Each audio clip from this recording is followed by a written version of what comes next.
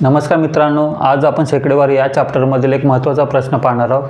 तर प्रश्न असा आहे, काही पुस्तकांची किंमत सुरुवातीला 10% कमी केली, त्यानंतर पुन्हा पुस्तकांची किंमत 10% कमी केली, यामुळे ते पुस्तक आता 2187 रुपयाला मिळतात. तर त्या पुस्तकांची मूळ किंमत किती? प्रश्नामध्ये आपल्याला पुस्तकाच्या मूळ किंमत किती होती ते विचारलेलं आहे. आता या प्रश्नाचं सोल्युशन आपण स्टेप बाय स्टेप बघणार आहे. सर्वप्रथम मित्रांनो, आपण टक्केवारीला अपूर्णांकात रूपांतर करायचं आहे. तर आता कसं करायचं बघा. पहिले किती टक्के घट झाले? 10%. 10% लिहिले. 10/100. 10/100. टक्केला मी 100 लिहू शकतो, छेदामध्ये लिहू शकतो. आता बघा, ह्याला सिम्प्लिफाय करा. शून्यला शून्य काय कॅन्सल झाले. मग अपूर्णांक काय आला आपला? 1/10. म्हणजे मूळ किंमत किती होती? 10 रुपये होती. त्याच्यामध्ये किती घट करायचे आपल्याला? 10% घट करायचे. म्हणजे 10मध्ये 1 रुपये घट करायचे आपल्याला. म्हणजे बघा, आता 10तनं 1 गेला, किती राहिले? 9 रुपये राहिले. आणि खाली 10 तसेच. म्हणजे मूळ किंमत 10 होती. आता किती रुपये? आता किती आहे? 9 रुपये. का 9 रुपये झाली? कारण मूळ किमतीमध्ये 10% काय केले? घट केले. तर आता मूळ किंमत किती आली? 10 रुपये आली. आणि नवीन किंमत किती आली आपली? 9 रुपये आली. बरोबर. हे मूळ किंमत व नवीन किंमत यांचे काय भेटले आपल्याला? गुणोत्तर भेटले. आता पुढं प्रश्न काय म्हणतो? पुन्हा पुस्तकाच्या किमतीत 10% कमी केले. म्हणजे पुन्हा मूळ किमतीमध्ये किती टक्के घट केले? 10% घट केले. म्हणजे पुन्हा 10 गुणोत्तर 9 येणार. परत बघा, आता 10, 9. मूळ किमतीमध्ये संलग्न 10% घट केले. म्हणजे मूळ किंमत 10 रुपये होती, त्यामध्ये 10 घट केल्यावर 9 रुपये आले. परत 10% घट केले, म्हणजे 10 रुपये मूळ किंमत होती, परत 9 रुपये आले. बरोबर. आता पुढची स्टेप काय बघा. आता पुढची स्टेप काय? मूळ किमती 2 आल्या, 10, नवीन किमती पण 2 आल्या, 9. मग मूळ किमतीमध्ये काय करायचा? गुणाकार करायचा. आणि नवीन किमतीचा काय करायचा? गुणाकार करायचा. 10 किती झाले? 100 झाले. 10 100. आणि नवीन किंमत 9 किती? 9 81. म्हणजे मूळ किंमत 100 होती, तर नवीन किंमत किती भेटली आपल्याला? 81 रुपये भेटली. नवीन किंमत 81 कशी भेटली? कारण का मूळ किमतीमध्ये संलग्न 2 वेळा काय केलं? 10% घट केले. त्यामुळे 100चे किती झाले? 81 रुपये झाले. आता बघा, पुढची स्टेप काय आपली? पुढची स्टेप नवीन किंमत किती आपली? नवीन किंमत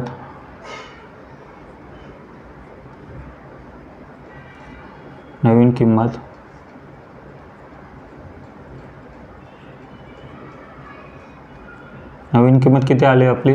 81 रुपये आले. बरोबर. पण प्रश्नामध्ये 81चे काय दिले आपल्याला?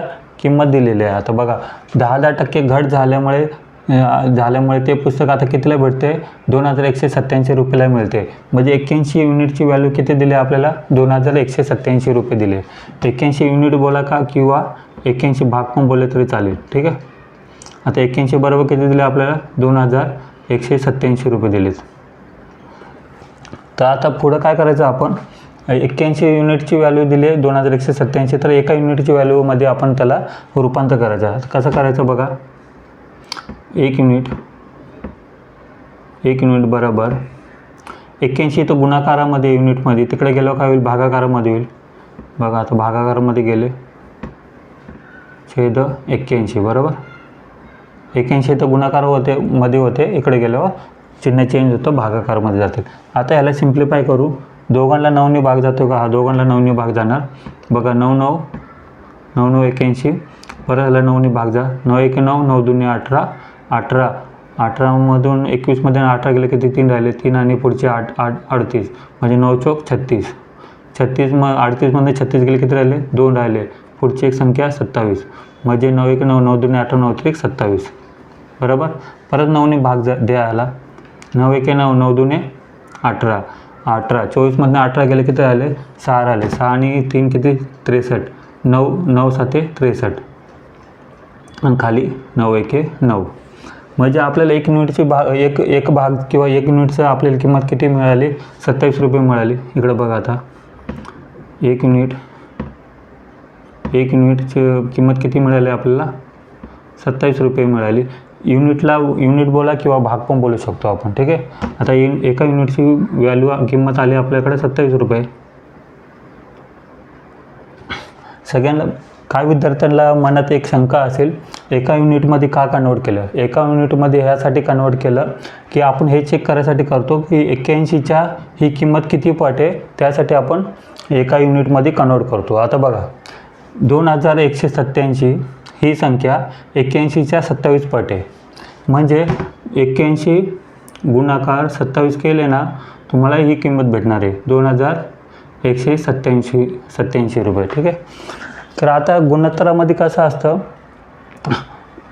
गुणोत्तरामध्ये कसं असतं, दोन्ही बाजूला समान संख्येने गुणायचं असतं किंवा समान संख्येने हे काय करायचं असतं, भाग द्यायचा असतो. आता इथं पट आहे 81चे 27 पट किती, 2187 आहे बरोबर. म्हणजे 2187 ही किंमत 81च्या 27 पट आहे.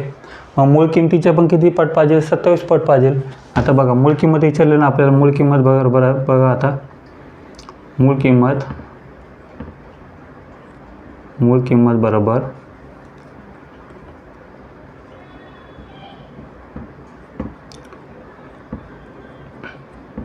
मूळ किंमत किती दिली आपल्याला, 100 रुपये दिले बघा. 100 रुपये ना.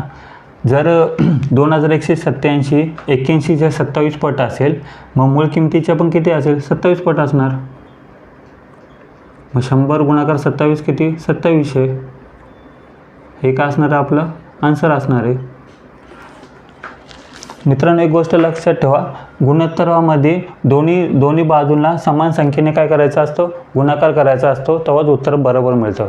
गुणाकार किंवा भागाकार. इथं आता आपण गुणाकार 81ला 27ने गुणाकार केल्यावर आपल्याला नवीन किंमत भेटते. म्हणजे 81च्या 27 पट ही 2087 बरोबर. म्हणूनच मूळ किमतीच्या पण किती असेल, 27 पट असेल. मग उत्तर काय आलं आपलं 2700 रुपये. हेच काय असणार आहे, आपलं उत्तर असणार आहे. मित्रांनो हा प्रश्न तुम्हाला समजला असेल तर कमेंटमध्ये हो नक्की लिहा. आणि अशाच प्रश्नासाठी चॅनलला लाईक, सबस्क्राईब आणि शेअर करायला विसरू नका. थँक्यू.